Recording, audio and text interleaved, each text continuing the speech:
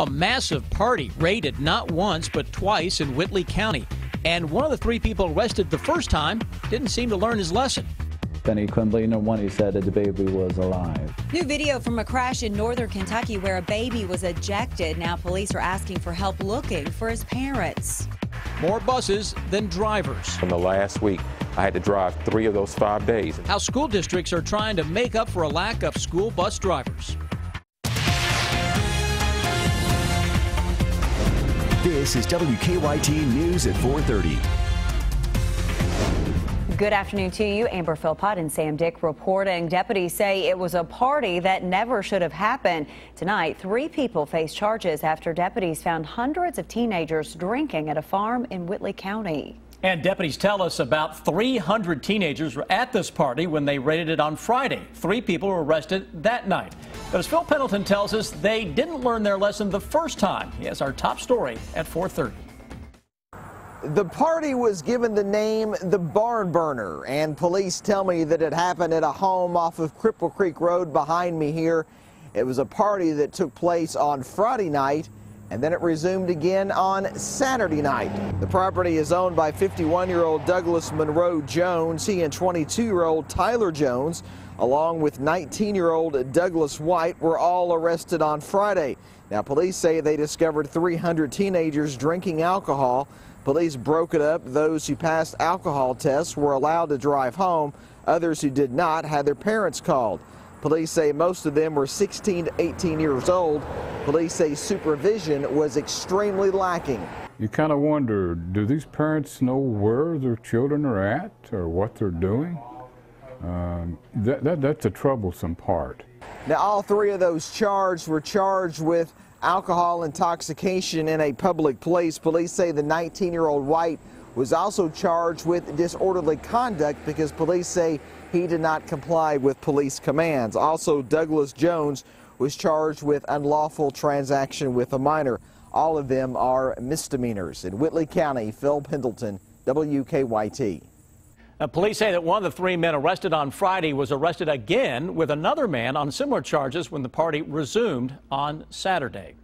A Jessamine County man is in the jail this afternoon accused of biting an officer in Lexington. Police say that Dylan Cartwright, who has HIV, intentionally bit a corrections officer's arm while being processed at the detention center. That officer had to be taken to the hospital. No word on how he's doing. Police charge Cartwright with assault and wanton endangerment. Police in northern Kentucky have released a startling video from a crash in February. The video contains footage of a 7-month-old baby being thrown out of a car window onto the highway in Fort Thomas. Somehow that baby was okay, but since the crash, police have expanded their investigation. Julie O'Neill has more on this story. It's disturbing enough to look at this video knowing the baby is now okay, whom you see right here flying out of the car some 30 feet in the air as the car he's in goes tumbling off the side of I-275. The man in the car behind this didn't initially know this was a baby he saw flying out. The baby came out and landed on the rocks.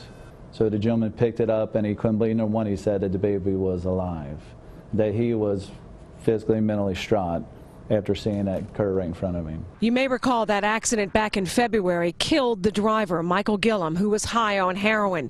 Fort Thomas police say they just got blood results back on the parents from Kentucky State Police, who rushed this, showing both parents were on heroin too, now charged with criminal abuse. That they put a serious physical risk of the under 12 years old, their child, that they've known they allowed someone to operate in a vehicle who was on heroin also. There was a car seat in the car, but it does not appear the baby was strapped in. He was in critical condition along with his mother, also thrown from the car. Police now looking for 34-year-old Amanda Thomas and the baby's father, who walked away from this crash, 42-year-old Billy Lee Jones, both of Bethel. We've been trying to call and go on there trying to find a warrant. Is a $50,000 bond. So if they do see this, call myself, call the Fort Thomas police, or turn yourself in at this time. And that was Julie O'Neill reporting. The infant is now in the custody of relatives. The parents face 1 to 5 years in prison. An early taste of September. We're getting a break from the storms and humidity. I mean, can it get much better than today? It is just about perfect out there. Remember, it is still August, so don't get used to it. Chief Meteorologist Chris Bailey has an early check of that forecast. Yeah, we're getting a little break, and it's a much-deserved break. I think we've paid our dues for some nice days.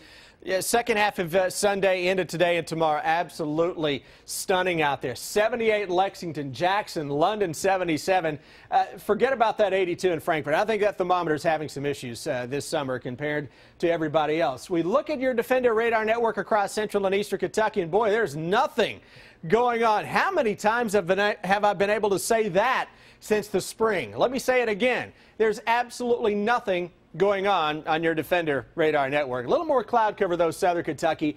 And you know what that's a sign of? That's a sign of some changes getting ready to come in over the next couple of days. So the high clouds you're seeing on that southern skyline right now will eventually lead to a little more in the way of some juice as we go toward the middle and end of the week. But in the short term, it's another very nice night ahead of us. We're back into the 50s.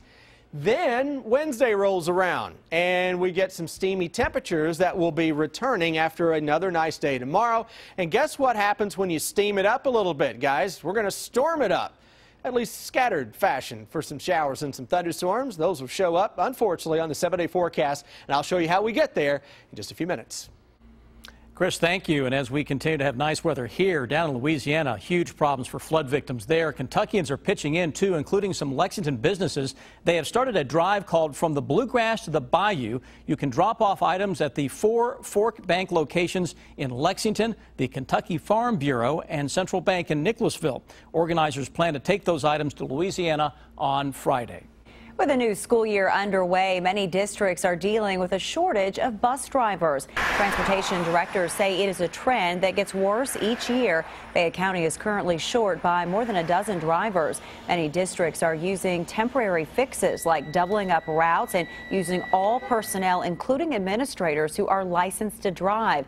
Directors we talked to say the biggest hurdles in filling the driver's seats seem to be the limited hours and large gap in the day between morning and afternoon routes. Where you have to give up 11 hours of your day just to come up with 6 hours, and it's hard to find something to do in the middle of the day. There's not many businesses around that'll say, oh, well, yeah, sure, you can come and work for me 4 hours during the midday time. Tonight at 6, you're going to hear from transportation directors throughout our area about their struggle to cover their routes. Students here in Fayette County could be going back to school a little later next year. The Fayette County School Board will take up that issue tonight. The proposal would put students back in the classroom on August 16th next year. This year, school started on August 10th. The majority of staff members surveyed by a district director were in favor of the later start date. The board is also expected to vote on whether or not Lester Diaz will finish the school year as principal at Bryan Station Middle School. Last week, Diaz was named the principal at Fayette County's new high school, which is set to open next year. The Kentucky Reptile Zoo is welcoming some rare new additions. 12 St. Lucia lancehead vipers were born over the weekend at the facility in Powell County. The Kentucky Reptile Zoo is the only facility outside of St. Lucia allowed to house the snakes. And according to zoo officials, venom from the vipers has the potential for treating heart disease, stroke, and other disorders. An Ohio theme park is recognizing firefighters and police officers and their families. Kings Island is offering free admission to all active fire and police personnel from August 26th to August 28th. A valid fire or police photo ID must be presented. Family members of first responders will also get a discount on tickets. Still ahead, the 2016 Olympics is in the books, but the U.S. is already looking ahead to the 2024 games. Does L.A. have a chance at winning the hosting job? Now, your hour-by-hour forecast with Chief Meteorologist Chris Bailey. How about that Monday forecast, huh? Temperatures out there today living up to expectations, and we set the bar pretty high for early this week last week, and Mother Nature, thank you for delivering the goods. Upper 70s. Central and eastern Kentucky humidity levels are very, very low as well. So if you're out this evening, soak it up for me, will you? A tropical evening overall for the past week. That is no longer the case as we have the very nice conditions here across central and eastern Kentucky with low humidity and temps that'll drop through the 60s. Defender Radar Network, nothing is showing up across the region. So you know what? Hi, Defender. Bye, Defender. Another very nice day tomorrow. Skies will become partly sunny. I think tomorrow has just a little more in the way of some high clouds compared to what we had out there today. Then Wednesday rolls around. Isolated thunderstorm is a possibility, not a likelihood. The humidity, though, is getting ready to fight back in. It's going to punch us around second half of the week especially. And by Thursday, a thunderstorm or two is a possibility. A little better chance Thursday compared to Wednesday, and it's going to feel more in the way of that same tropical feel that we've had for the better part of the summer. So that's why this is just a little bit of a break. Going to do a little yard work over the next 3 days. Still nice tomorrow. Get after it. And the lawns out there are just ridiculous right now. I mean, it takes a bush hog on some of the lawns if you go more than 4 or 5 days without mowing. Small chance, a little more humid on Wednesday.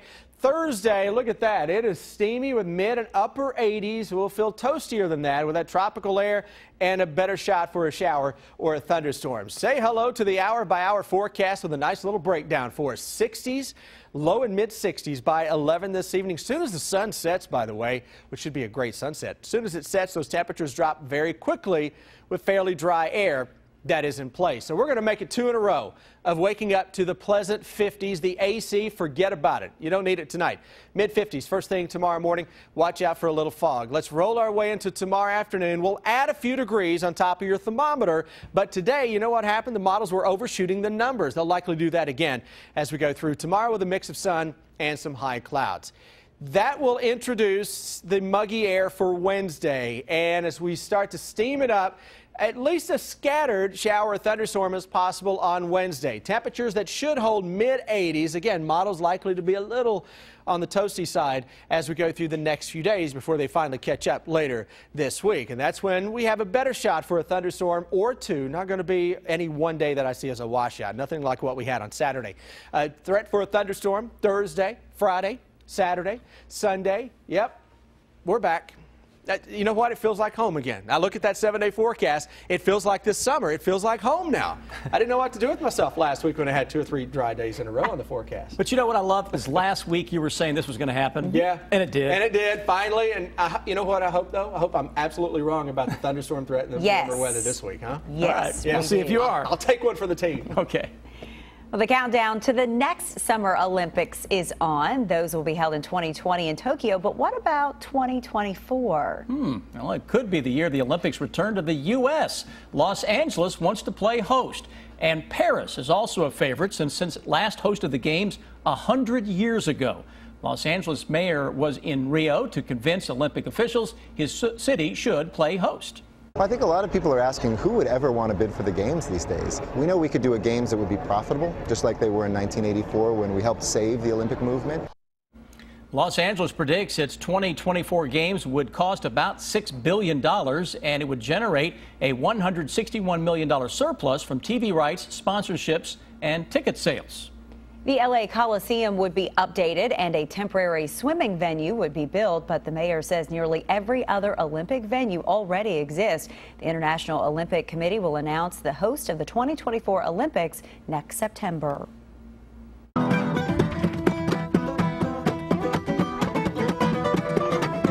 They're called the Blind Corn Liquor Pickers, and they're playing the Moon Tower Music Festival this weekend. I'm Deanne Stevens, out and about at Masterson Station Park today.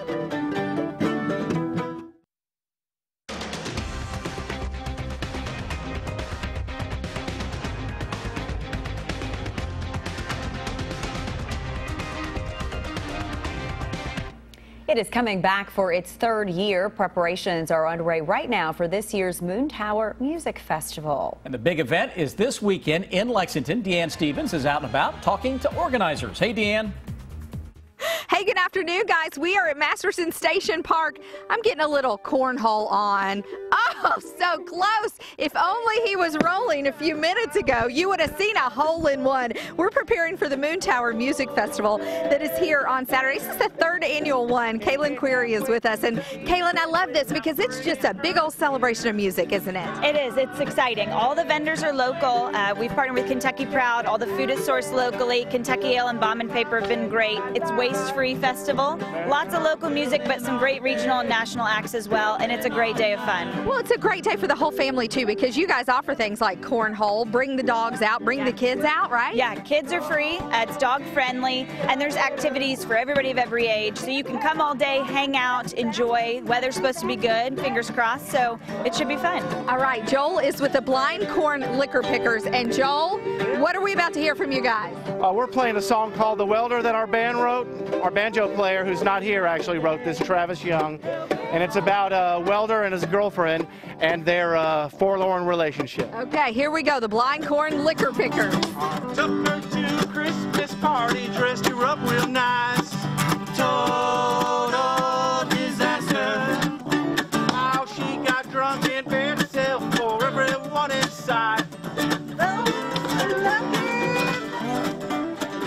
I can't look them in the eye, you know I cannot stand the sight.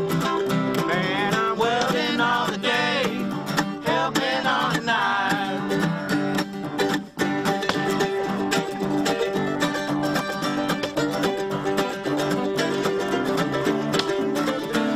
You can hear the Blind Corn Liquor Pickers. They are playing Saturday. They're actually up at 1 o'clock, and it is a whole day of music. Kelsey, who else will we hear from? The Weeks are coming back. They're a fan favorite. We also have Judah and the Lion, the Floozies, Junior. Look at everybody dancing. We have 2 stages. None of the shows overlap, so we're really looking forward to it. Gates open at 11 a.m. You can get your tickets now online or show up at the gate. The website is moontowermusicfestival.com. I'm Deanne Stevens, out and about at Masterson Station Park. Back to you guys. Got us tapping our feet. All right. She is no stranger to winning and winning big, and now she will be picking a winner. Yeah, after just winning a gold medal in Rio, Gabby Douglas is heading to Atlantic City to help judge the Miss America pageant. The Olympic gymnast will join entrepreneur Mark Cuban, actress Sarah Foster, and singer-songwriter Cole Swindell on the judges panel. Chris Harrison from The Bachelor is returning to host. The final round of the Miss America competition will be broadcast live Sunday, September 11th. It has been 25 years, can you believe it, since Thelma and Louise took the ultimate road trip. And to mark this anniversary, the movie is back in theaters nationwide this week. The movie, of course, starring Gina Davis and Susan Sarandon. The two are best friends looking to escape the boredom of their lives, but their little getaway takes an unexpected detour. Still ahead here on WKYT News at 4:30, a World War veteran is traveling across the country, but not by car. You have to see the video of this man finishing his cross-country run. I told myself this morning, you have to go outside and appreciate a day like this in Kentucky. Absolutely. It's hard to not want to play hooky today and be out somewhere enjoying it. But you know what? That, Chris Bailey, you can be our weather window for us and show us what's out there. You know what? Sometimes I can give you a weather window. Unfortunately, I'm kind of stuck in here with you guys, but we're looking outside right now and look at the numbers across the entire area. Upper 70s. Central and Eastern Kentucky, absolutely about as good as you are ever going to find it around here in the middle of August with sunshine, low humidity as well. So again, upper 70s, 77, very popular number right now through the area. So that's how the temperature map is looking. If you're out this evening, it is absolutely gorgeous. 7 o'clock, we're into the mid-70s during that time. 68 degrees by 9 o'clock. 11 o'clock rolls around with temperatures down into the low 60s. Could be a little patchy fog beginning to fire up by that time, and that's what we're going to be dealing with. Short term, though, Amber asked for a little weather window to the world. There you go. That's what we're missing out there right now. Fair skies over top of us. You've got a few of those what we call pancake cumulus clouds. They're very flat, not billowing up into anything that would produce rainfall, so that is certainly good news for folks who have something planned outdoors this evening. Like I said, if you don't have anything planned outdoors, try to get after it. A little look outside now for traffic. Let's see what's going on across the Lexington area. And it looks like we have a trio of accidents that are lining up here into the downtown area. We'll check those for you. You get over toward the Beaumont Park area. Got an accident at Alexandria and Lane Allen Road. Also, an accident here on Broadway. That is near Mason Headley. So that will create some backups. And as you can see, there's a little red showing up on the map there. Looks like we got twin accidents now downtown right now near Plunkett Street. So keep that in mind if you're going to be into that area, guys. Chris, thank you. A 3-year journey came to an end this weekend for a World War II veteran. I have so much respect for this guy. It's the video that will have you talking. Take a look at this. 93-year-old Ernie Andrus has been running across the country. He started in San Diego and he ended in Georgia on Saturday. He has been running 3 days a week. He is the oldest person in America to make the journey, but he wasn't doing it to make history. Andrus has been raising money and awareness to bring the landing ship tank vessel across the Atlantic. It's the only one left that's restored and fully operational. To do that at 93, that's amazing. Good for him. Well, little giant panda cub is getting a big birthday celebration. The Chinese embassy in Washington, D.C. threw the bash at the National Park Zoo in honor of Beibei, who is turning 1 today. There was also a traditional Chinese ceremony where Beibei's mother chose one item among 3 symbolic objects as a way of foretelling the future of her cub. She chose a banner which represents friendship and luck. The zoo staff made a birthday cake made of fruit for the cub. Happy birthday, baby. Yeah. On a wedding day, no one wants drama, right? But what about llamas? A North Carolina couple are now internet famous thanks to pictures posted online of their wedding reception, which just happened to coincide with the same venue as a llama convention. Now, who does that? Pictures of their wedding crashers are making the rounds on social media. Hey, you know what? If llamas are there, you have to take your picture with It's the a wedding you'll never forget. That's absolutely right. Great for the photos. All right, stick with us. Here's what we're working on for you now at 5 o'clock.